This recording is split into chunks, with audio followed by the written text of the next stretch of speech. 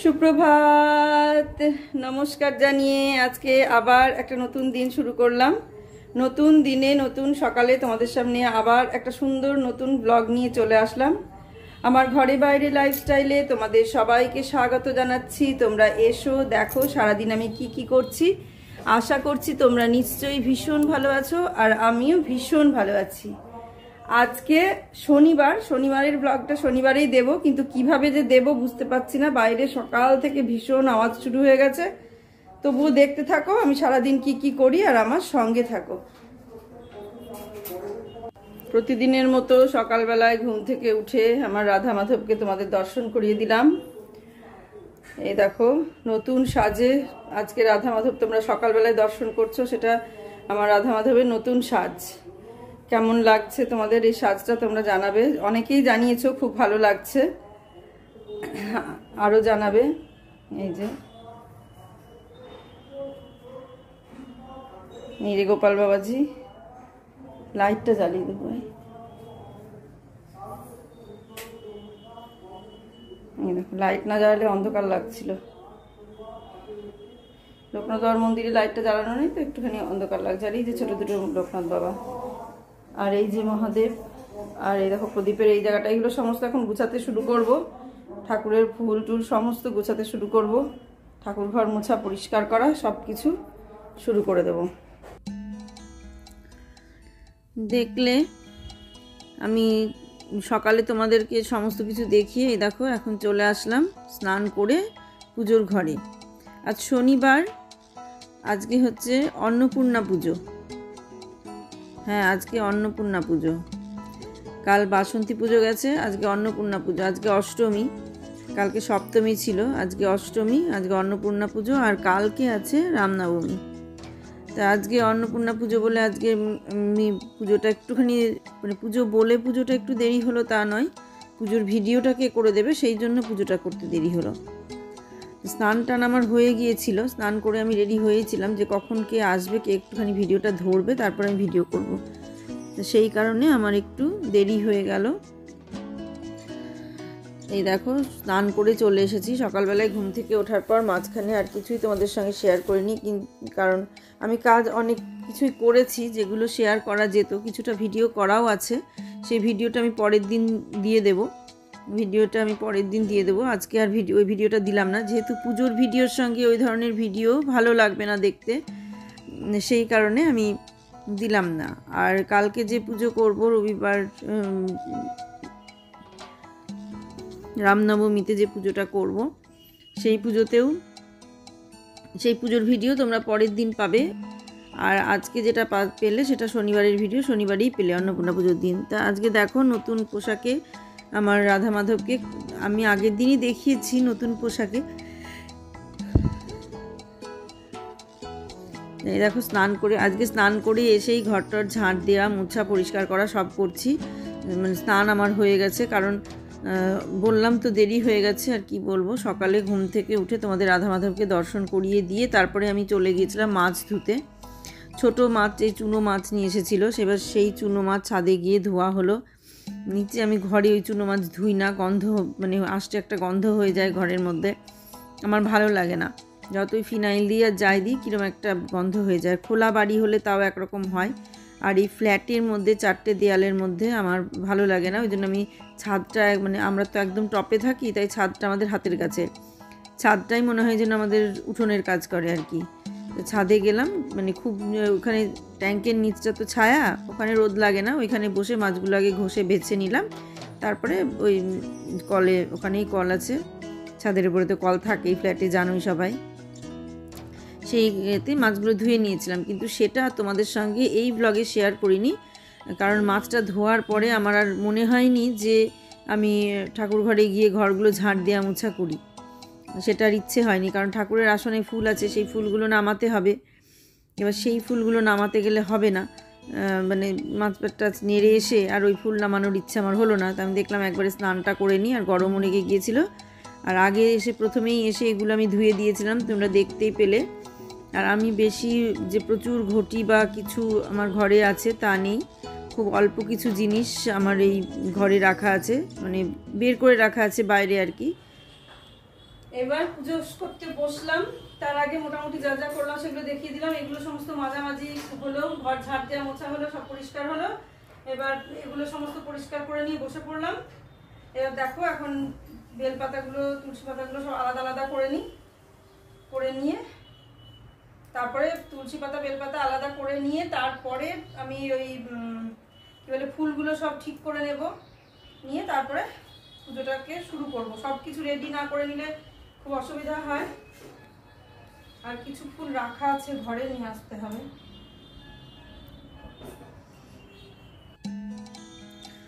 তা যেটা বলছিলাম যে আমি আমার ঘরে, ঠাকুর ঘরে যে মানে পিতলের বাসন খুব বেশি আমি বাইরে বের করে রাখা নেই।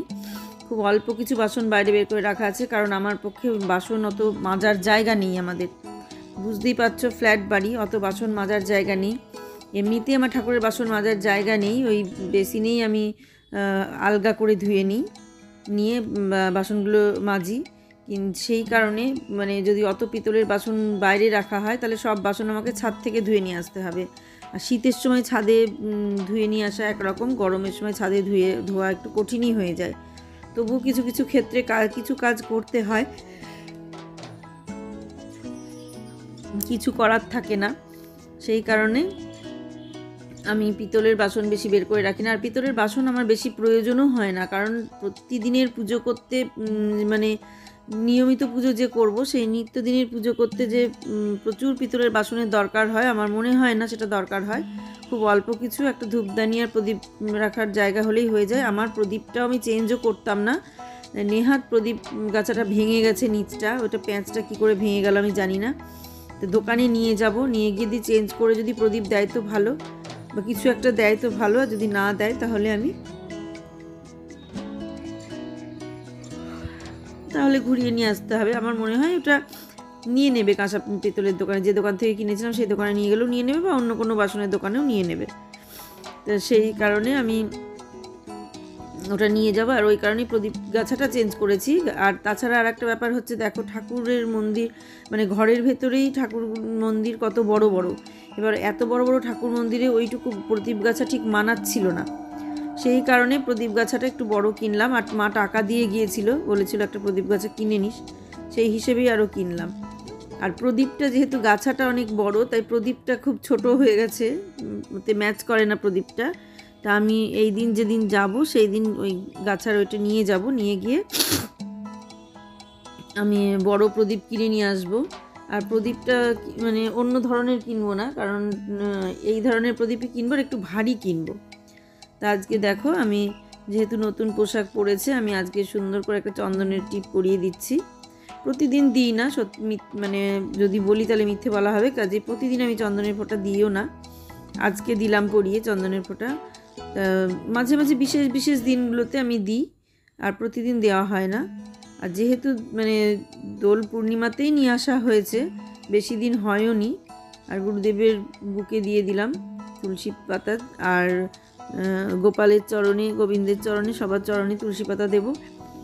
আমার রাধা মাধবের যে চরণ কিনতে পাওয়া যায়, সেই দুটো চরণ আমি কিনে নিয়ে আসবো। তো এখন কিসের কিনবো সেটা বুঝতে পারছি না, মানে পিতলের কিনবো নাকি। তা মা বলছে তামার কিন, তামাটা নাকি ভালো। তো দেখি যদি তামার কিনতে পারি তো তামারই কিনবো। কিনে নিয়ে এসে সেই চরণটা সামনে রাখবো, তাহলে সেখানেই তুলসী পাতা দেওয়া যাবে। নাহলে মানে পাথরের মূর্তি তো, পায়ে মানে চরণে তুলসী পাতা দিলে পরে একটা দাগ হয়ে যেতে পারে তুলসী পাতাতে, কারণ প্রত্যেক দিন চন্দন দিয়ে দিয়ে দেওয়া হচ্ছে, তার যে একটা দাগ। আর আমি তো ঘষে মেজে প্রতিদিন ধুয়ে ফেলবো না। পিতলের ঠাকুর হলে আমি তাকে ঘষে মেজে, গোপাল বাবাজির যেরকম ঘষে মেজে ধুয়ে পরিষ্কার করে আবার অঙ্গরাগ করে ফেললাম নিজে নিজেই। কিন্তু এই ঠাকুর আমি কিছুই করতে পারবো না, নামানো তোলা আমার পক্ষে অসম্ভব। সেই কারণে আমি প্রতিদিন সব কিছু করি না। তুলসী পাতাটা প্রতিদিন দিই, তবে একদম চরণে দিতে পারি না, একটু নিচে দিই। সেই কারণে অনেকে ছোট একটা থালা রেখে তার উপরেও দেয়, আমি সেটা গোপাল বাবাজিকে দিতাম। ছোট্ট একটা থালা রাখতাম, তার উপরে তুলসী দিতাম। কিন্তু সে থালাটা খুঁজে বের করতে হবে কোথায় রাখা আছে, ওই থালাটাতে আবার দেবো। আর নাহলে ছোটো একটা থালা কিনে নিয়ে আসবো চরণ দেওয়ার জন্যে। আর মাধবের জন্যে আমি আমার দুটো চরণ কিনে নিয়ে আসবো। তো মা বলেছে তামার কিনতে, তামারই কিনবো, তামারই একটা ছোট্ট পাত্র কিনবো, তার উপরে রাখা যাবে, এরকম সেট করে নিয়ে আসবো। আর একটা সমস্যা যেটা হচ্ছে সেটা আমার ঘন্টা নিয়ে আমার চরম সমস্যায় পড়েছি। ঘন্টা বাজাতে গেলে ঘন্টার প্যাঁচটা খুলে যাচ্ছে, তো সেটাও নিয়ে যেতে হবে দোকানে, যে কেন এটা হচ্ছে, তাহলে প্যাঁচটা ঠিক করে দেবে ওরা।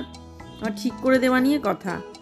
আচ্ছা, আরও একটা ঘটনা ঘটেছে। আমি রাধারানীর জন্য যে ইমিটেশনের যে সোনার রং করা যে ইয়েগুলো নিয়ে এসেছিলাম, সোনালি রঙের যে চুড় নিয়ে এসেছিলাম, সেই চুড়ে প্যাঁচ থাকে। সেই প্যাঁচটা আমি কোনো মতেই খুলতে পারছি না। সেটা কোনো একটা সমস্যা নিশ্চয়ই হয়েছে, যে কারণে আমি প্যাঁচটা খুলতে পারছি না। তাই ওটা ওই চুড়গুলোকেও নিয়ে যেতে হবে, 4টে চুড়ি আমাকে নিয়ে যেতে হবে যে প্যাঁচটা খোলার জন্যে। এইরকম কয়েকটা জিনিস আমাকে নিয়ে যেতে হবে। চুড়টা যদি খুলতে পারতাম, আমি শুধু পরিয়ে দেখার জন্যে। তা আমার কাছে সেরকম ধরনের কোনো স্বর্ণা বা প্লাস নেই যেটা দিয়ে আমি চুড়টা খুলতে পারবো। যদি কাউকে ডাকতে পারি এর মধ্যে, বা চুড়টা যদি খোলাতে পারি, তাহলে তো কোনো সমস্যা নেই। আর যদি না পারি তাহলে সমস্যা হবে, নিয়ে যেতে হবে।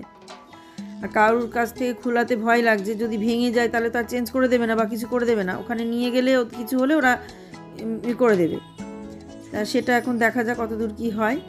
তো এই দেখো, সেই কবে আমগুলো নিয়ে এসেছিলাম, আমগুলো কিন্তু একটুও নষ্ট হয়নি, রাখাই ছিল।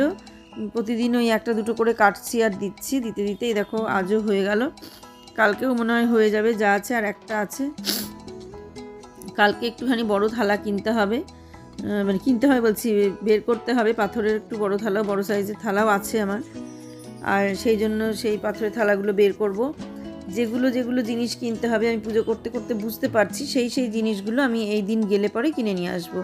যেমন প্রদীপটা রাখার জন্য আমার একটা সুন্দর ডিজাইন করা টুল লাগবে, যেটা বড় বাজারে পাওয়া যায়। আমি দেখি সব জায়গাতেই পাওয়া যায়, তবে বড় বাজারে প্রচুর পরিমাণে আছে আর কি, দেখে শুনে অনেক নেওয়া যাবে। আর যদি ইয়ে হয়, মানে ওই এখানে কিনতে যায়, তাহলে এখানে ওই 1-2টোই আছে, সেই 1-2টো দেখে কেনা ঠিক হবে না, সেই জন্য আমি ওখানেই যাব। তারপর এটা পাখা কিনবো, ময়ূরের পালকের যে পাখা এখানে গোল যেটা দেখা যায় সেরম ধরনের পাখা না, একটু অন্য ধরনের পাখা। তা সেই জন্য সেই পাখাগুলো একটু কিনে নিয়ে আসবো। চামড় কিনতে হবে একটা, এইসব জিনিসগুলো আমি লিস্ট করে নেব, যেগুলো কিনতে হবে। আর এদিকে দেখো, তোমাদের সঙ্গে কথা বলতে বলতে ফলগুলো সব বানানো হয়ে গেল।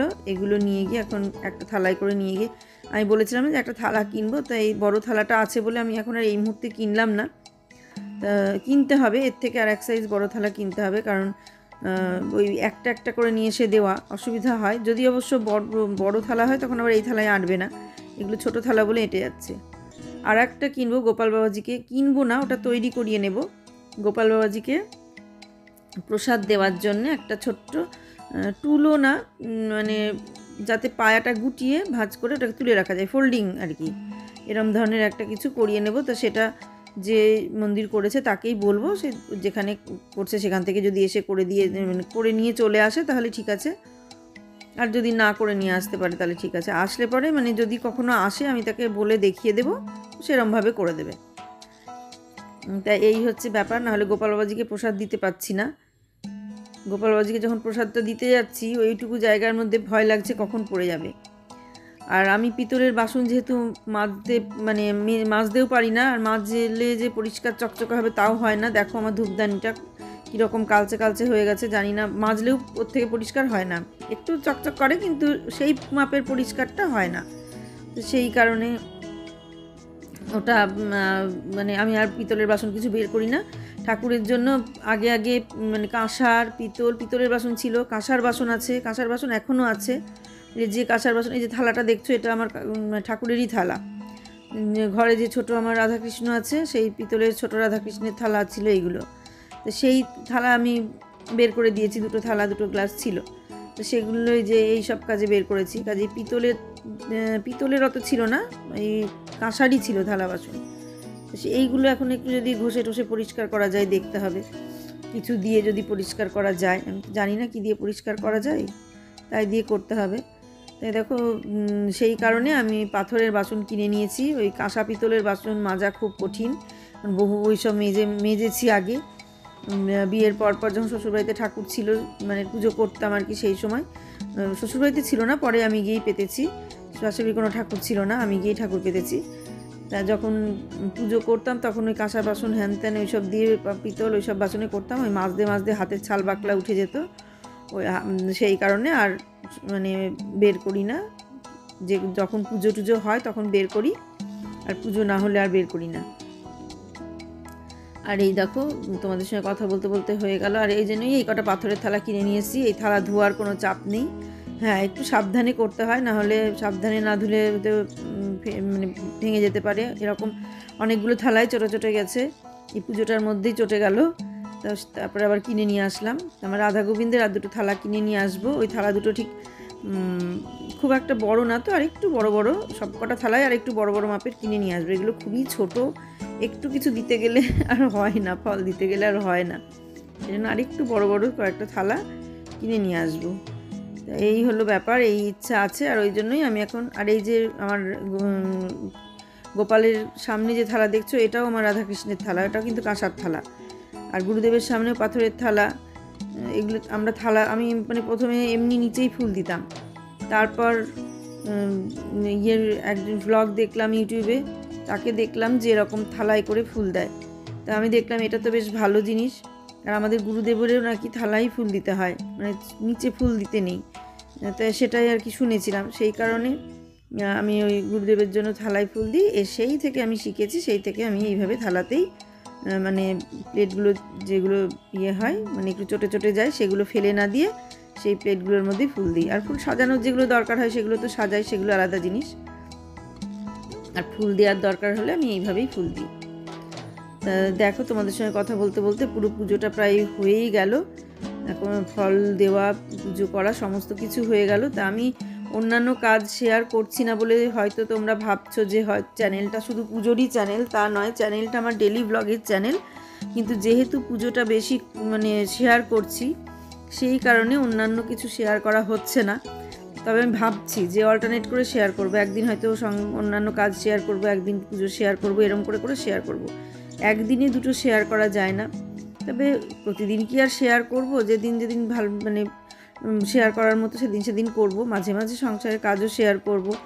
আজকেই করতাম, কিন্তু দেখলাম যে 22 মিনিটের ওপরে ব্লগটা হয়ে গেছে। এরপর যদি আমি সংসারে যে সমস্ত কাজগুলো করেছি সেগুলো রেডি করাই আছে, কাজগুলো ভিডিও করা আছে, ওগুলো আমি কালকের ভিডিওতে দিয়ে দেবো। আর কালকে যে ভিডিওটা করব সেটা আমি তার মানে সোমবারের দিন দেবো, কারণ কালকেরটা কালকেই দেবো না। আর আজকে যেগুলো ভিডিও করা আছে, যেগুলো এডিট করা হয়নি, সেগুলো আমি এডিট করে রেডি করে রেখে দেবো, সেগুলো আমি কালকে দেবো, কারণ আজকের ব্লগ রেডি করাই আছে।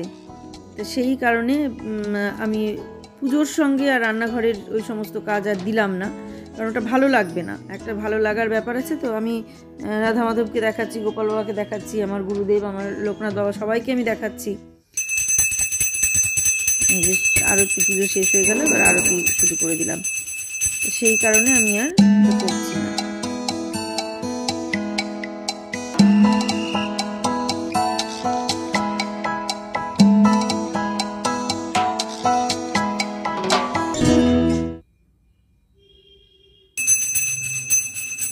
এটা জলশঙ্খ দিয়ে আরতি করছি। জলশঙ্খ দিয়ে আরতি করাটা আমার বোনই আমাকে বলেছে।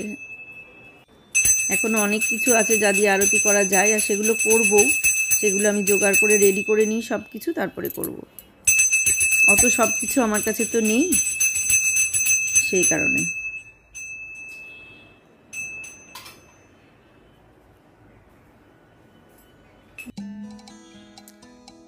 এই যে পুজো টুজো সব হয়ে গেল, তারপর রাধা মাধব দর্শন করিয়ে দিলাম। পুজোর পর তোমাদের আমি আমার রাধা মাধবকে তোমাদের দর্শন করিয়ে দিলাম। আমি সবসময় আমার বলে ফেলি, আমার একার নয়, সবার রাধা মাধব, সবাইকে দর্শন করিয়ে দিলাম। পুজোটা আমার হয়ে গেল। দেখতে থাকো। আগামী দিন একটু অন্যরকম ব্লগ নিয়ে আসবো, হয়তো পরের দিন আমি আবার পুজো সংক্রান্ত ব্লগই আনবো, কারণ রবিবারে যে পুজোটা করব সেটা সোমবারে তোমাদের সঙ্গে শেয়ার করব, কারণ রবিবারে রামনবমী আছে, ওই দিন আর একটু ভালো করেই পুজোটা করব। আরও মানে একটু আড়ম্বর হবে আর কি, পুজোতে যেটাকে আড়ম্বর বলে সেই সব কিছু হবে। মালা টালা পরাবো, মনের মতো করে একটু সাজাবো। আমার রাধা মাধবকে, গোপাল বাবাজিকে, লোকনাথ বাবা, সবাইকে আমি একটুখানি মনের মতো করে সাজাবো, এই ইচ্ছা আছে। দেখা যাক কতদূর ইচ্ছা পূরণ করতে পারি। আর আগে দেখো, আমার রাধারানীর একটা মাজার কোমর বন্ধনী আনতে হবে।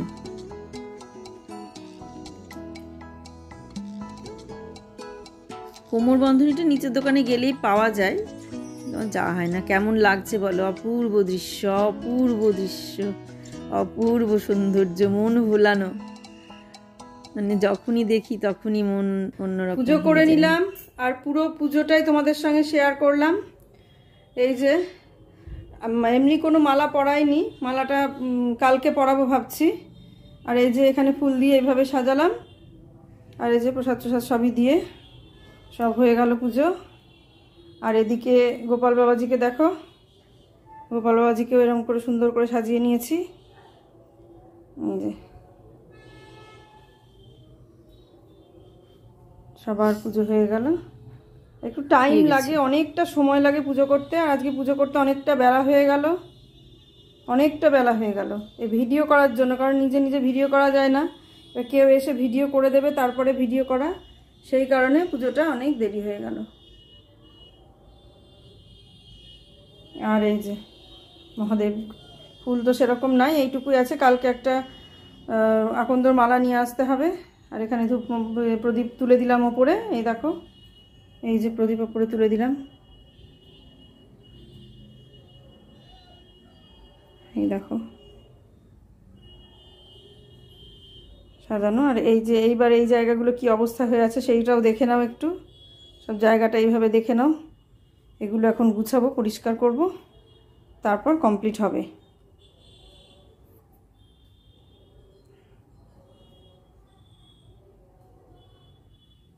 মোটামুটি আজকের মতো পুজো হয়ে গেল। আর ব্লগটাও আস্তে আস্তে এখানেই শেষ করে দেবো, এর থেকে বড় আর করলাম না, অনেকটা বড় হয়ে গেছে মনে হচ্ছে পুজোটা শেয়ার করতে করতে তোমাদের সঙ্গে।